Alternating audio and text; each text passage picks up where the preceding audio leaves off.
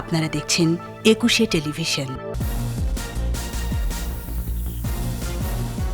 প্রথমবারের মতো বিদেশি রাষ্ট্রকে বাংলাদেশের ঋণ সহায়তা, সংকটে থাকা শ্রীলঙ্কা পাবে 20 কোটি মার্কিন ডলার। হেফাজত নেতা বাবুনগরী মামুনুলদের শত কোটি টাকার অবৈধ সম্পদের তথ্য দুদকে, খোঁজ হচ্ছে তাণ্ডবের বিদেশি অর্থায়নে। ঘূর্ণিঝড় ইয়াসের প্রভাবে পানিবন্দী উপকূলের লাখো মানুষ, টেকসই বাঁধ নির্মাণের দাবি। লঙ্কানদের বিপক্ষে শেষ ওয়ানডেতে জয়ের টার্গেটে ব্যাটিংয়ে বাংলাদেশ, তাসকিনের 4 উইকেট।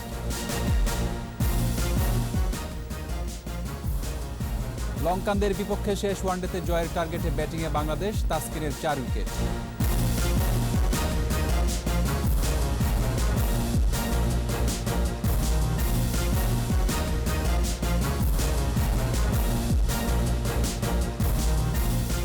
শুনছিলেন ফার্স্ট সিকিউরিটি ইসলামী ব্যাংক লিমিটেড সংবাদ শিরোনাম।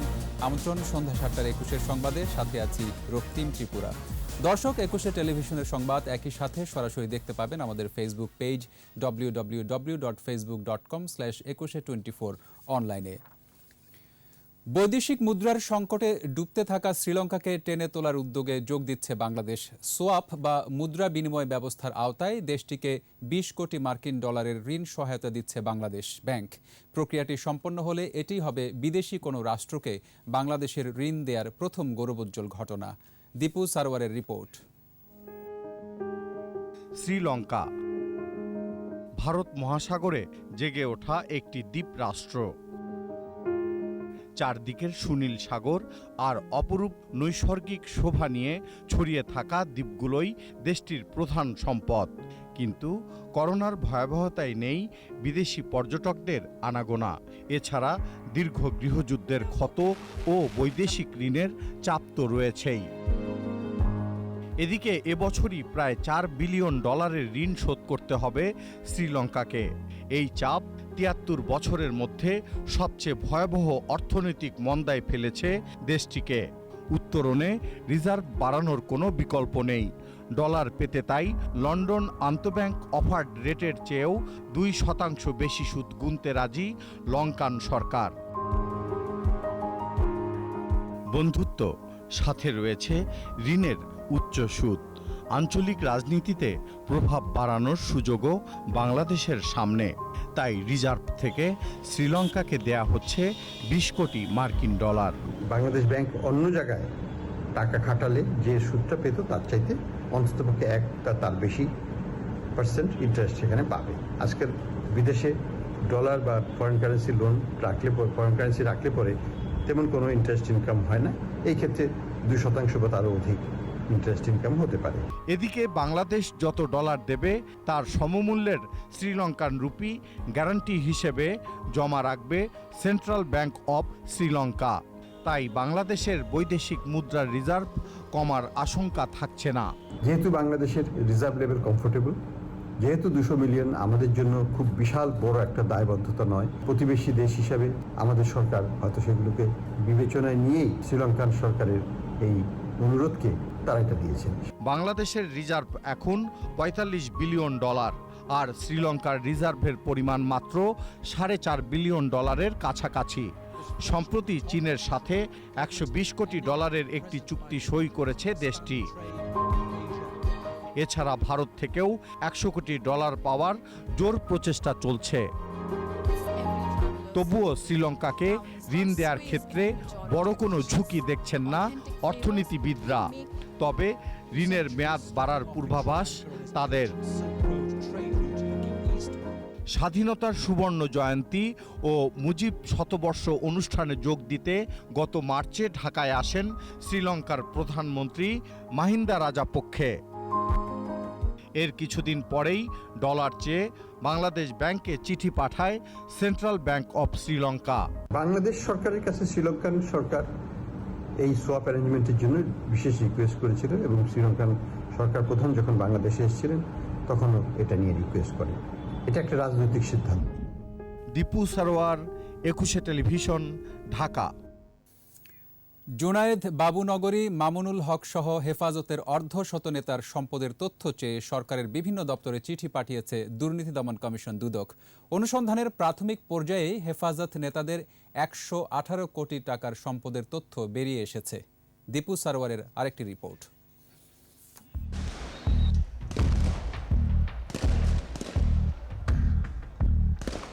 তাণ্ডব, সহিংসতা আর সাম্প্রদায়িকতা ছড়িয়ে সমালোচিত হেফাজতের তহবিলের ১৮ কোটি টাকা তছরূপ হয়েছে।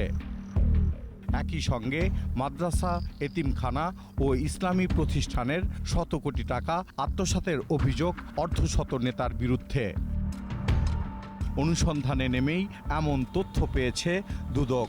আরও তথ্য পেতে সরকারের বিভিন্ন দপ্তরে চিঠি দিয়েছে সংস্থাটি।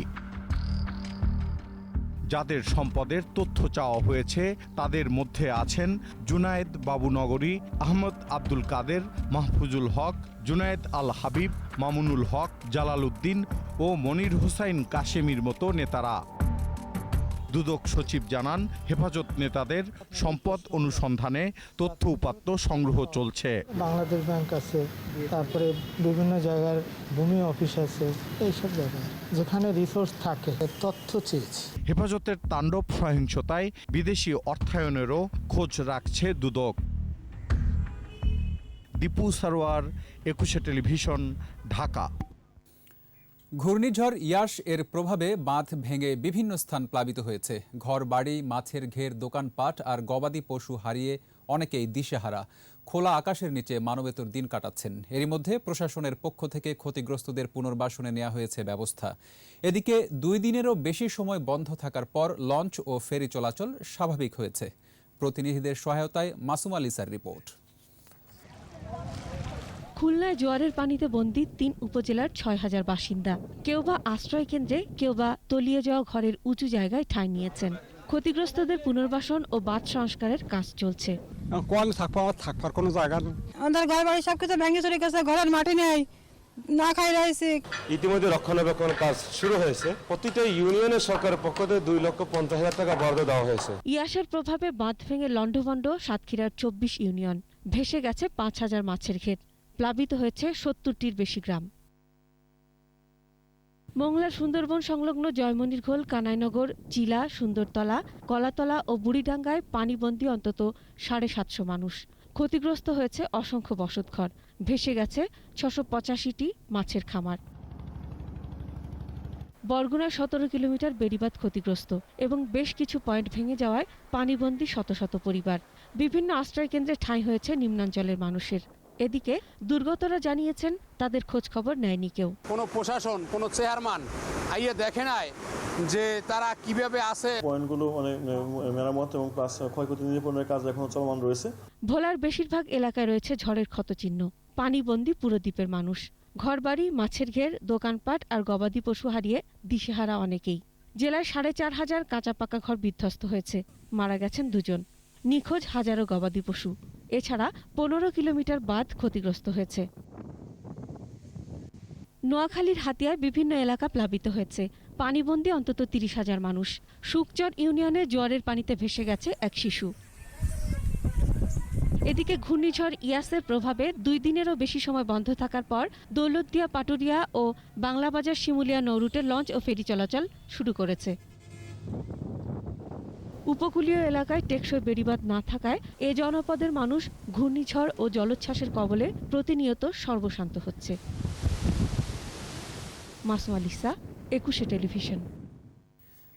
গেল ২৪ ঘন্টায় দেশে করোনায় মারা গেছেন ৩১ জন। এ নিয়ে মোট মৃত্যু ১২,৫১১ জন।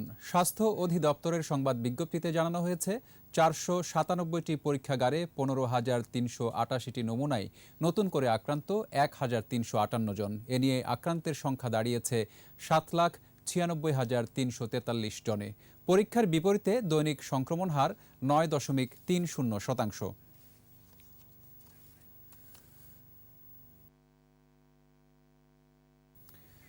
আরেক দফা বাড়ল ভোজ্য তেলের দাম। লিটার প্রতি ৯ টাকা বেড়ে বিক্রি হচ্ছে ১৫৩ টাকায়। দাম বেড়েছে পেঁয়াজ এবং ভারতীয় মসুর ডালের। তবে চাল এবং মুরগির দাম কমে যাওয়ায় স্বস্তিতে ক্রেতারা। এদিকে সবজির বাজার স্থিতিশীল। মিনালা দিবার রিপোর্ট। রাজধানীর কারওয়ান বাজার, ছুটির দিনে বেড়েছে ক্রেতা সমাগম। তবে সপ্তাহের ব্যবধানে আরেক দফা দাম বেড়েছে ভোজ্য তেলের। 144 টাকা তেল শনিবার থেকে লিটার প্রতি বিক্রি হবে 153 টাকায়। ইন্ডিয়ান মুসুর ডালের দাম বেড়েছে কেজি প্রতি 10 টাকা। এভাবে তেল ও ডালের দাম বাড়ায় বিপাকে সাধারণ মানুষ। গেছে কালকে শুনছি কোম্পানির দাম বেশি তেলের, তো আমরা গায়ে যা রেট তা বিক্রি করতেছি এখন তেল। ইন্ডিয়ান মুসুরি কেজিতে 10 টাকা বাড়ছে, আর আপনি দেশি মুসুর ডালের দাম কম আছে, আগের যে দাম ছিল এখন ওই দামে আছে। তেলের দাম বাড়তেছে, এটা আসলে মোড়ার উপর খাড়ার ঘায়ের মতোই। এখন আমাদের মধ্যবিত্তের অবস্থা খুবই খারাপ। এরকম যদি বাড়তে থাকে তাহলে তো একটা সময় আমাদের সার্ভাইভ করে কঠিন হয়ে যাবে। পেঁয়াজের বাজারেও নেই স্বস্তি। আমদানি কম থাকায় দাম বাড়তি বলে জানান বিক্রেতারা, আর ক্ষোভ জানিয়েছেন ক্রেতারা। গত সপ্তাহে ছিল 35 টাকা কেজি, এই সপ্তাহে 45 টাকা কেজি। মুগামে দাম বেশি। দিন দিন যদি ক্রমশ পেঁয়াজের দাম এমনি বৃদ্ধি পেতে থাকে তাহলে মধ্যবিত্ত আয়দের পেঁয়াজ খেয়ে তরকারি খাওয়া লাগবে না। এদিকে অন্যান্য মাছের দাম কিছুটা বাড়লেও ঊর্ধ্বমুখী নদী ও সাগরের মাছের বাজার। চাষের মাছটার দাম কম, আর নদীর মাছ আর সামুদ্রিক মাছ এগুলোর দাম বেশি। গেল সপ্তাহের তুলনায় দাম কমেছে সব ধরনের মুরগির। সোনালী মুরগি কেজি প্রতি 230 আর ব্রয়লার বিক্রি হচ্ছে 135 টাকায়। তবে আগের দামে বিক্রি হচ্ছে গরু ও খাসির মাংস। মিনালা দিবা, 21 টেলিভিশন, ঢাকা। অনতি বিলম্বে ফিলিস্তিনে ইসরায়েলি আগ্রাসন বন্ধের আহ্বান জানিয়েছেন পররাষ্ট্রমন্ত্রী ডক্টর এ.কে. আব্দুল মোমেন। জাতিসংঘের মানবাধিকার কাউন্সিলের বিশেষ অধিবেশনে ভার্চুয়ালি যোগ দিয়ে মন্ত্রী এ আহ্বান জানান। We strongly condemn Israel's illegal and belligerent actions against the Palestinians. Israel must end its continued illegal occupation, unlawful settlement activities and annexation. An independent and viable state of Palestine with East Jerusalem as its capital living in harmony and peace side by side with the state of Israel. UN Security Council must lead by meaningful and decisive actions. And finally, the Council should step up its efforts to address the root causes of the crisis and find a lasting solution based on the two-state solution framework, and not afterwards, now and tomorrow. ভারতে বাংলাদেশি তরুণী নির্যাতনের ঘটনায় TikTok হৃদয় সহ 6 জনকে গ্রেফতার করেছে Bengaluru police. এ তথ্য নিশ্চিত করেছেন রাজধানীর তেজগাঁও বিভাগের উপপুলিশ কমিশনার শহীদুল্লাহ। ভিকটিম ও আসামিদের দেশে ফিরিয়ে আনার চেষ্টা চলছে বলেও জানান তিনি। এদিকে গত রাতে ওই তরুণীর বাবা হাতিরঝিল থানায় পর্নোগ্রাফি ও মানব পাচার আইনে মামলা করেছেন। বিস্তারিত আহমদ বাবুর রিপোর্টে। 2 সপ্তাহ আগে ভারত থেকে সামাজিক যোগাযোগ মাধ্যমে এক তরুণীর নির্যাতনের ছবি ভাইরাল হয়। বিষয়টি পুলিশ তদন্ত করে জানতে পারে নির্যাতনকারী টিকটক হৃদয় ঢাকার মগবাজারের বাসিন্দা, আর ভিকটিমও মগবাজারের ভাড়া বাসায় থাকেন। তার গ্রামের বাড়ি কিশোরগঞ্জ। ওই তরুণীকে উচ্চ বেতনের চাকরি দেওয়ার প্রলোভন দেখিয়ে ভারতের বেঙ্গালুর যৌনপল্লীতে বিক্রি করে হৃদয়। সেখান থেকে ভিকটিমকে উদ্ধার করে বেঙ্গালুর পুলিশ। এ ঘটনায় হৃদয়সহ জড়িত 6 জনকে গ্রেপ্তার করে তারা। এদিকে বৃহস্পতিবার রাতে ভিকটিমের বাবা হাতিরঝিল থানায় পর্নোগ্রাফি ও মানব পাচার আইনে মামলা করেছেন। পুলিশ বলছে বেঙ্গালুর পুলিশকে সব ধরনের তথ্য দিয়ে সহযোগিতা করা হচ্ছে। ভিকটিমের বাবা বাদী হয়ে গতকাল হাতিরঝিল থানায় হৃদয়কে প্রধান আসামি করে এবং অন্যান্য আরও অজ্ঞাতনামা কয়েকজনকে আসামি করে মামলা করেছেন পর্নোগ্রাফি আইনে এবং মানব পাচার আইনে। আমরা জেনেছি এই ঘটনায় জড়িত সবাইকে বেঙ্গালুরু পুলিশ গ্রেপ্তার করেছে। পুলিশ হেডকোয়ার্টার্সের মাধ্যমে আইনানুগ প্রক্রিয়ায় আমরা ভিকটিম এবং আসামিদেরকে দেশে ফিরিয়ে আনার চেষ্টা করছি। এদিকে টিকটক হৃদয় ও তার এক সহযোগী বেঙ্গালুর পুলিশের গুলিতে আহত হয়েছে। আহমদ বাবু, 21 টেলিভিশন, ঢাকা। নিচ্ছি প্রিমিয়ার ব্যাংক লিমিটেড সংবাদ বিরতি। নো মাস্ক নো সার্ভিস বিধি মেনে চলুন, সুস্থ থাকুন। যখন ফিরছি তখন অন্যান্য খবরের সঙ্গে আরও থাকবে। করোনার কারণে রাজস্ব আদায়ে চ্যালেঞ্জের মুখে এনবিআর, বাড়ছে বাজেট ঘাটতিও। আমন্ত্রণ আবারও সন্ধ্যা 7টার 21 সংবাদে।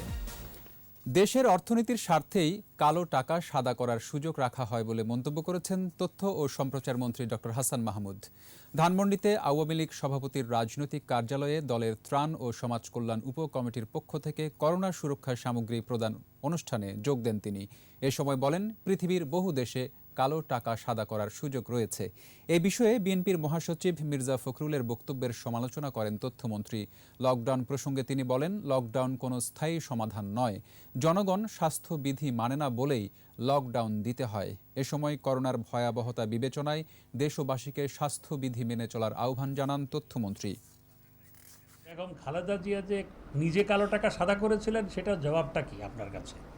আপনাদের অর্থমন্ত্রী ছিলেন সাইফুর রহমান, সেই অর্থমন্ত্রীও কালো টাকা সাদা করেছিল, সেটার জবাবটা কি? আগে খালেদা জিয়া যে কালো টাকা সাদা করেছিল সেটার জবাবটা দেন, তারপর কথা বলেন। তার আগে কথা বলার এই অধিকার আপনার থাকে না।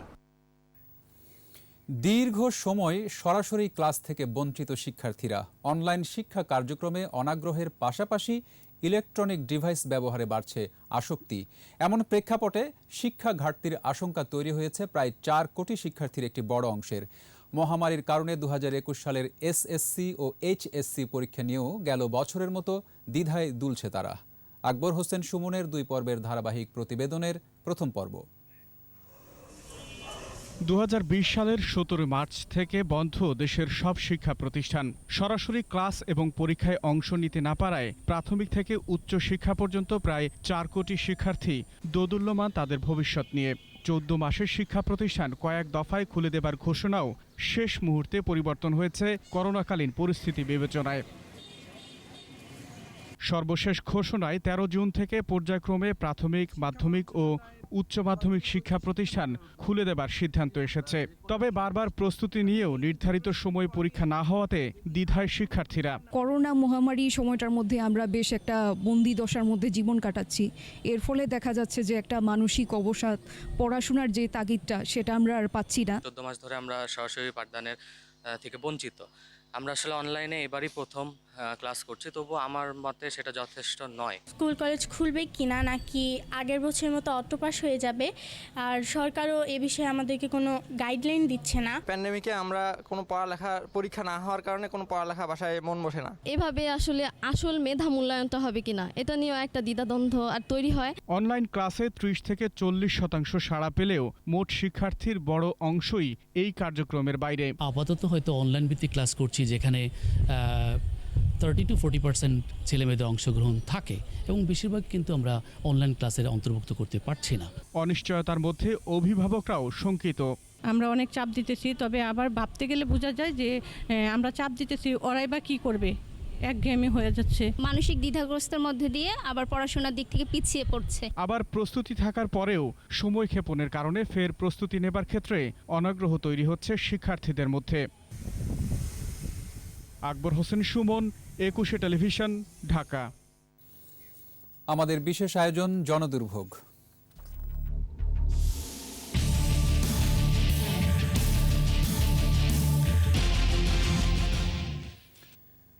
চেয়েছিলেন নারী উদ্যোক্তা হতে, কিন্তু পারেননি। উল্টো দেনার দায় নিয়ে ঘুরছেন দাঁড়ে দাঁড়ে। বলছিলাম নারায়ণগঞ্জের রেইনবো ফ্যাক্টরির মালিক হামিদার কথা। সন্ত্রাসীদের কারণে কারখানা বন্ধ থাকায় বেকার শত শত শ্রমিক। এরশাদ আলীর ক্যামেরায় আরও জানাচ্ছেন অখিল পোদ্দার। নারায়ণগঞ্জের ঐতিহ্যবাহী কারখানা রেইনবো ডাইং, মালিক হামিদা সালাম। বহুদিনের পুরনো এ কারখানার শুরু হামিদার শ্বশুরের হাত ধরে 70-এর দশকে। স্বামী আব্দুস সালামের আকস্মিক মৃত্যুর পর এটি চালানোর দায়িত্ব নেন ব্যবসায়ী জসিম উদ্দিন। শ্রমিক ও মালিকপক্ষের অভিযোগ, জসিম শর্ত ভঙ্গ করে মালামাল বিক্রি করায় কারখানা চালুর স্বপ্ন নস্যাৎ হয়ে যায়। জসিম একজন গুন্ডাপদের লোক, সে লোকজন নিয়ে আইসা প্রতিষ্ঠান দখল করতে চাইতেছে। ডাইংটা ছিল নারায়ণগঞ্জ শহরের সবচেয়ে লেটেস্ট। এই জিনিসগুলা ছিন্ন ভিন্ন করে মানে শত শত লোক গার্মেন্টসে কাজ করতো, সন্ত্রাসী বানিয়ে দিয়া প্রশাসনের কিছু লোকের ভুলভাল বুঝায় হুমকি দামকি রাখে। যেখানে মাননীয় প্রধানমন্ত্রী গার্মেন্টসের প্রতি এত জোরদার, শত শত শ্রমিক কর্মজীবী মানুষ এখানে কাজ করবে, সেখানে একদল সন্ত্রাসী আইসা এই সম্পত্তি গ্রাস করতে চাইতেছে। নানানভাবে ভয়ভীতি দেখাইতেছে। আমরা এখানে কাজ করাই, তাইলে আমাকে অবস্থায় হস্তনস্ত করা। এই মিলটা চালু করে দেয়, আমরা যাতে সবাই মিলে কাজ করে খাইতে পারি। মালিকদের অভিযোগ, প্রভাবশালীর হুমকিতে কারখানার আশপাশেও যেতে পারেন না তারা। বাবা মারা যাওয়ার পরে বেসিক্যালি আমার দাদার বাড়িতেও আমি যেতে ভয় পাই। আমার হাজার হাজার কর্মী ছিল, আমি নারী উদ্যোক্তা হয়েই চালাইতে চাইছি, কিন্তু আমি জসিমের জন্য আমি কিছু করতে পারতেছি না। জসিম মিয়া, মরুম সালাম সাহেব এবং অগ্রণী ব্যাংক 3 পক্ষই অবস্থানে কথাবার্তা। তারা যদি হেল্প চায় তাহলে আমরা হেল্প করবো অবশ্যই। অভিযুক্ত জসিমউদ্দিন ক্যামেরায় কথা বলতে নারাজ, টেলিফোনে উল্টো দুষলেন মালিক পক্ষকে। আমি চাষরা রেলগেট জামে মসজিদে মতোয়াল্লি, ওই আমার তো মাস্তানি করার কোনো জায়গা নাই, আমি তো ভিকটিম। স্থানীয়রা বলছেন কারখানাটি চালু হলে বহু বেকারের কর্মসংস্থান হতো। সরকারের কাছে আবেদন যেন সন্ত্রাসকে মুক্ত করে এই মিলটা চালু করে, এই এলাকার মানুষ, বাইরের মানুষ যাতে এখানে কাজকর্ম করে খাইতে পারে। মালিকের হঠাৎ মৃত্যুর পর এই রেইনবো কারখানার দখল নেয় নারায়ণগঞ্জের একটি সন্ত্রাসী চক্র। তারপর থেকে শত শত শ্রমিক যেমন বেকার হয়ে পড়ে, তেমনি কারখানা ওয়াইজ পুরোপুরি ধ্বংসের দ্বার প্রান্তে। প্রিয় দর্শক, আপনার চারপাশে নানা সমস্যা আর ভোগান্তির চিত্র তুলে ধরবে 21শে টেলিভিশন। এসব তথ্য জানাতে ফোন করুন। 21শে টেলিভিশনে পৌঁছে যাব আমি অখিল পোদ্দার, আর 21শে টেলিভিশনের ক্যামেরা আপনাদের দুর্ভোগ দুর্দশায় সবসময় পাশে আছে। 21শে টেলিভিশন। বাজেট প্রসঙ্গ।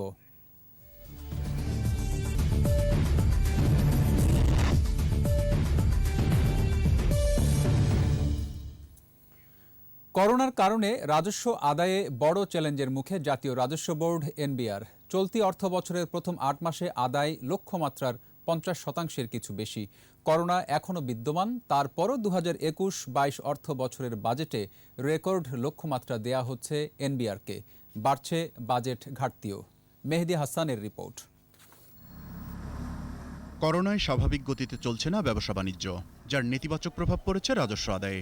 চলতি অর্থবছরের 5,68,000 কোটি টাকার বাজেটে এনবিআরের রাজস্ব আদায়ের লক্ষ্যমাত্রা ছিল 3,30,000 কোটি টাকা। তবে অর্থবছরের প্রথম 8 মাস অর্থাৎ জুলাই ফেব্রুয়ারি সময়ে আদায় হয়েছে 1,53,000 কোটি টাকা। এমন প্রেক্ষাপটে 2021-22 অর্থবছরের জন্য সম্ভাব্য 6,05,000 কোটি টাকার বাজেট আসছে। আর বাজেট অর্থায়নে 3,50,000 কোটি টাকা আদায়ের লক্ষ্যমাত্রা পাচ্ছে এনবিআর। অন্যান্য উৎস থেকে আরও 50,000 কোটি টাকা আদায়ের লক্ষ্য সরকারের। তারপরও ঘাটতি থাকতে পারে 2 লাখ কোটি টাকার উপরে, যা জিডিপির 6% বেশি। অর্থনীতিবিদরা বলছেন, সংকটের এই সময়ে আয় বাড়াতে না পারলেও বিপুল ব্যয়ের চাহিদা মেটানোর বিকল্প নেই। ফলে বাজেট ঘাটতি কিছুটা বেড়ে যাওয়া অস্বাভাবিক নয়। বিনিয়োগ থমকে আছে এবং এটা থমকেই থাকবে অনেকদিন, যতদিন পর্যন্ত না আমরা কোভিড থেকে বের হয়ে আসছি। এই সময়ে রাজস্বের প্রবৃদ্ধি খুব একটা যে হবে সেটা আশা করাটা কঠিন। যেটুকু কর স্বাভাবিকভাবে আদায় হয় সেটুকুকে নিয়েই বাজেট রচনা করা, এবং বাজেটে যদি ঘাটতি বেশি হয় তাহলে সেই ঘাটতিটা আভ্যন্তরীণ নিয়ে মেটানো। আর রাজস্বের ভবিষ্যতে যাতে হয়, যাতে 3-4 বছর পরে আমরা রাজস্ব ব্যাপকভাবে পেতে পারি, সেই জন্য রাজস্ব খাতের ব্যাপক সংস্কার কার্যক্রমটা আগামী অর্থ বছরে থাকলে সবচেয়ে ভালো হবে। এদিকে পরিকল্পনা মন্ত্রী বলছেন, এখন সংকট মোকাবেলাই সরকারের প্রধান লক্ষ্য। ব্যয় যতটুকুন প্রয়োজন করতে চায় সরকার। বড় বাজেট হবে এবং এর মূল উদ্দেশ্য হবে কোভিড থেকে রিকভারি ও পুনরুদ্ধার, এবং স্বাস্থ্য খাতে বিনিয়োগ বৃদ্ধি করার সক্ষমতা বৃদ্ধি। করোনার কারণে বিপুল সংখ্যক মানুষের আয় কমে গেছে, তাই বাজারে মুদ্রার বাড়তি সরবরাহ মূল্যস্ফীতিকে উস্কে দেবে এমন আশঙ্কা নেই বলেও জানান মন্ত্রী। মেহেদী হাসান, 21শে টেলিভিশন, ঢাকা। করোনাকালীন গতানুগতিক বাজেট নয়, বরং আগামী 6 মাসের জন্য অন্তর্বর্তীকালীন বাজেট জরুরি বলে মন্তব্য করেছেন বিএনপি মহাসচিব মির্জা ফখরুল ইসলাম আলমগীর। নতুন বাজেটে স্বাস্থ্য খাতকে সর্বাধিক গুরুত্ব দেওয়া উচিত বলেও মত তার। বিএনপি চেয়ারপারসনের গুলশান কার্যালয়ে প্রাক বাজেট আলোচনায় তিনি এসব কথা বলেন। এদিকে গতরাত থেকে খালেদা জিয়া জ্বরে আক্রান্ত বলেও জানান মির্জা ফখরুল। মফিউর রহমানের রিপোর্ট। কেমন হওয়া উচিত এবারের বাজেট, এ বিষয়ে মতামত দিতে গুলশান কার্যালয়ে বাজেট আলোচনার আয়োজন করে বিএনপি। করোনাকালের এবারের বাজেট গতানুগতিক বাজেট হওয়া উচিত নয়। এতে লিখিত বক্তব্য পেশ করেন দলের মহাসচিব মির্জা ফখরুল ইসলাম আলমগীর। বলেন, নতুন অর্থ বছরে 6,02,880 কোটি টাকার বিশাল বাজেট প্রণীত হতে যাচ্ছে। এই বাজেটকে উচ্চাভিলাষী বাজেট বলে মন্তব্য করেন তিনি। উচ্চাভিলাষী গতানুগতিক বাজেট পেশ করতে যাচ্ছেন বলে সংবাদ মাধ্যমে আমরা জেনেছি। সমালোচনা করেন চলতি অর্থ বছরের। বলেন, বছর শেষ হয়ে এলেও বাজেটের বিশাল অংশ এখনও খরচ করা যায়নি। এছাড়া স্বাস্থ্যখাত সহ নানা প্রকল্পের দুর্নীতিরও অভিযোগ করেন তিনি। চলতি অর্থ বছরের প্রথম 10 মাসে মাত্র 49.9% এডিবি বাস্তবায়ন হয়েছে। এমনিতেই বরাদ্দ কম, তারপরে বরাদ্দকৃত অর্থ ব্যয় করতে পারে না মন্ত্রণালয়। তাহলে এ বাজেটের অর্থ কি? নতুন বাজেট অর্থনীতির নীতিকৌশল হওয়া উচিত বলেও মনে করেন মির্জা ফখরুল। বলেন, বাজেটে সুশাসন, দুর্নীতি, অর্থের অপচয়ের বিষয়গুলোর সঠিক দিক নির্দেশনা থাকতে হবে। স্বাস্থ্য খাতকে বাজেটের সর্বাধিক তালিকায় রাখতে হবে। চলমান বৈশ্বিক মহামারী প্রতিরোধ ও করোনা চিকিৎসার দুটি সমান্তরালে চালিয়ে যাওয়ার জন্য সর্বোত্তম ব্যবস্থাপনা নিশ্চিত করতে হবে। গ্রামীণ অর্থনীতি, কৃষি, গ্রামীণ ও কৃষি খাতের প্রবৃদ্ধিতে জোর দিতে হবে। বৈদেশিক মুদ্রা আয়ের জন্য রপ্তানি খাতকে ফোকাসে রাখতে হবে। ফোকাসের জায়গা হতে হবে প্রবাসী আয়। এই তিনটি বিষয়ের বাইরে আপাতত প্রবৃদ্ধির দিকে নজর দেওয়ার কিছু নেই। বাজেট আলোচনা শেষে মির্জা ফখরুল জানান, বেগম খালেদা জিয়া জ্বরে আক্রান্ত। মেডিকেল বোর্ড চিকিৎসার বিষয়ে সিদ্ধান্ত দেবেন বলেও জানান তিনি। বোর্ড বসবে আর এটার পরে তখন জানা যাবে যে আপনার এগুলা, এবং গত রাত থেকেই সেই জ্বরকে নিরসন করবার জন্য আপনার চিকিৎসা শুরু হয়েছে। মফিউর রহমান, একুশে টেলিভিশন, ঢাকা। নিচ্ছি প্রিমিয়ার ব্যাংক লিমিটেড সংবাদ বিরতি। নো মাস্ক নো সার্ভিস বিধি মেনে চলুন, সুস্থ থাকুন। যখন ফিরছি তখন অন্যান্য খবরের সঙ্গে আরও থাকবে। সংক্রমণ বেড়ে যাওয়ায় ব্ল্যাক ফাঙ্গাসকে মহামারী ঘোষণা করল ভারত।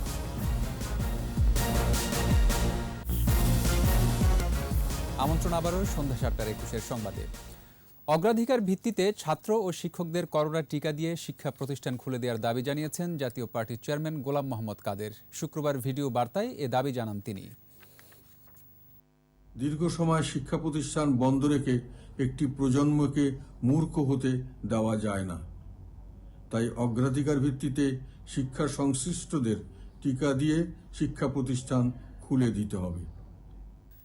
করোনায় গর্ভবতী মায়েদের বিশেষ যত্ন নেয়ার পরামর্শ চিকিৎসকদের। এ সময় বাসার বাইরে না যাওয়া ও ডেলিভারি হাসপাতালে করানোর পরামর্শও তাদের। করোনাকে সাথে নিয়ে চলতে হবে মাথায় রেখে মা ও শিশুকে স্বাস্থ্যবিধি মেনে চলার আহ্বান জানান চিকিৎসকরা। ঘরে থাকি, মা ও শিশুকে নিরাপদে রাখি, এই প্রতিপাদ্যে পালিত হচ্ছে এবারের নিরাপদ মাতৃত্ব দিবস। বিস্তারিত শাকেরা আরজুর রিপোর্টে। করোনা মহামারীর মধ্যেও বিশ্বজুড়ে মায়েরা মাতৃত্বের স্বাদ নেয়ার স্বপ্ন বুনছেন।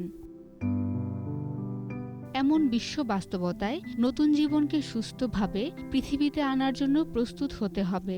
কারণ করোনাকালে লকডাউন সংক্রমণের কারণে জরুরি স্বাস্থ্যসেবা নিয়েও ভয়ে থাকেন মায়েরা। গর্ভ অবস্থার যদি করোনা আক্রান্ত হয় তাহলে তার আশঙ্কাটাও বেড়ে যায়।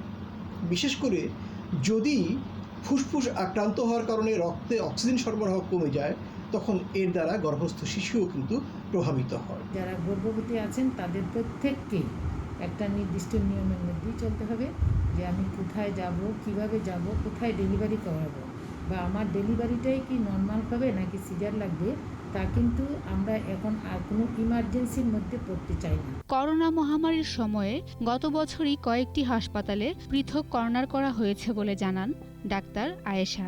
করোনাকালীন সময়ে অন্তঃসত্ত্বা নারীরা যেন বাইরে বের না হন খেয়াল রাখতে হবে বলেও তিনি জানান। গর্ভবতী তারা অবশ্যই ঝুঁকিতে আছেন, তারা বাসায় ডেলিভারিটা করবে না, হাসপাতালে যেয়ে করবে, সেই ব্যবস্থাপনা আমাদের ব্যবস্থাপনার মধ্যে আছে।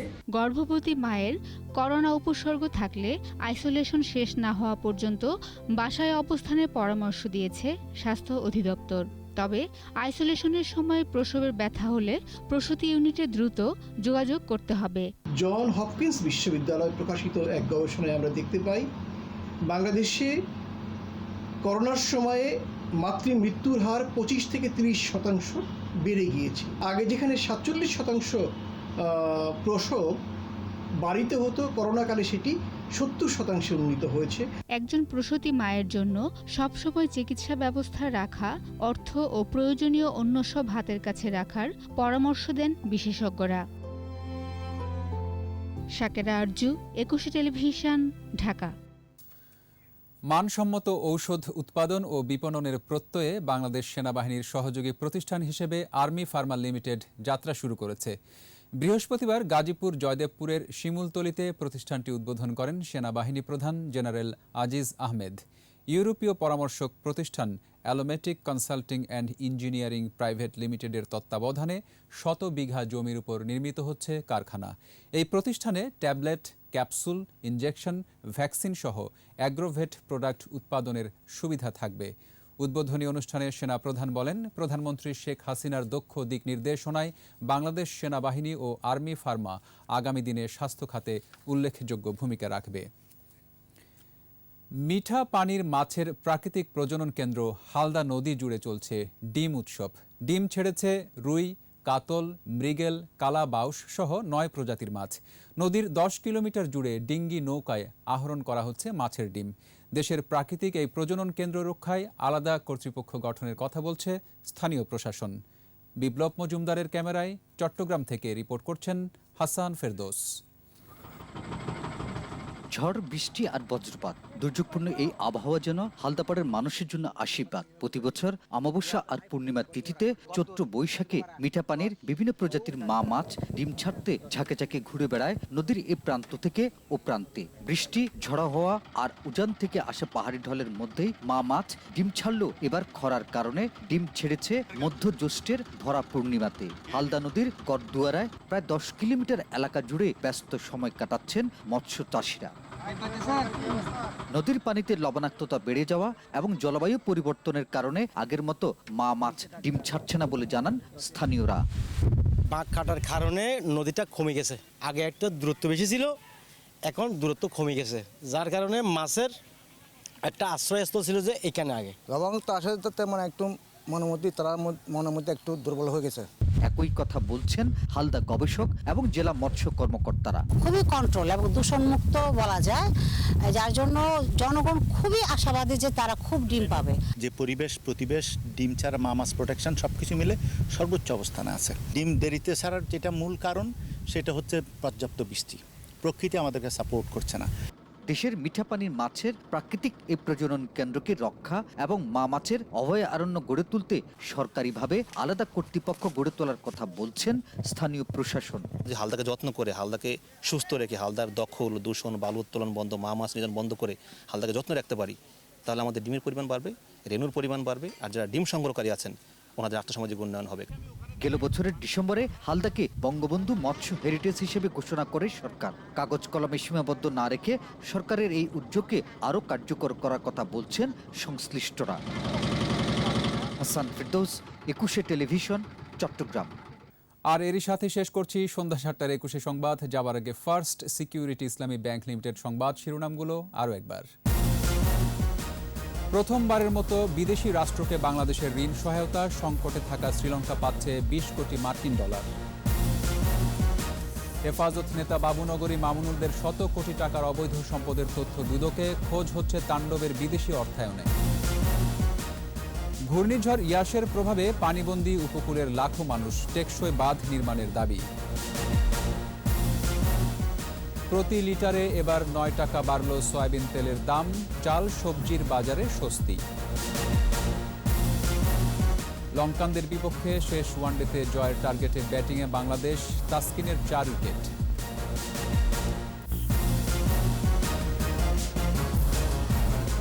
সর্বশেষ খবর জানতে ডায়াল করুন 2021 নম্বরে আর ভিজিট করুন 21-tv.com ওয়েবসাইটে। এছাড়া ফেসবুকে লগ ইন করতে পারেন facebook.com/2124 অনলাইনে। পরের সংবাদ রাত 9টায় দেখার আমন্ত্রণ রইল। স্বাস্থ্যবিধি মেনে চলুন, সুস্থ থাকুন।